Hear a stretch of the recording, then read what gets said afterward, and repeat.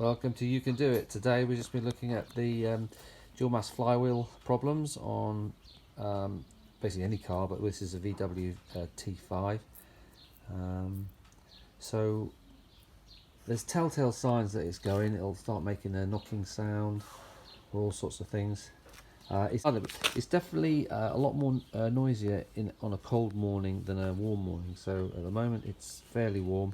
So this is nothing like as bad as it would be. The same situation, but on a cold morning will sound terrible.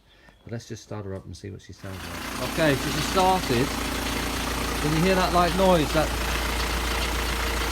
a sort of a rattling noise, really. Okay, and that's a telltale sign. What we'll do now is we'll go for a ride in the vehicle, and when we come back, you'll hear that's a lot quieter. And the only difference is the engine's warm. Like I said, I've had this problem since December, last November. And in the winter when it was like -5, it just sounded absolutely terrible. You hear that rattle.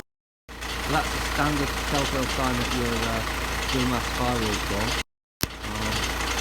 Let's go for a ride, and I'll come back and we'll see what it sounds like. Okay, we've been for a ride now. Kind of like a 30-minute ride, look. And you can hear it's a lot quieter. So they quieten down once they're warm. So what will happen is you'll be driving, and you'll just suddenly hear this little, when you start up one morning, you'll hear this little ting, and you'll think, oh, that's a bit odd. And that is the start of your dual mass flywheel. I'm going to explain to you why in a minute.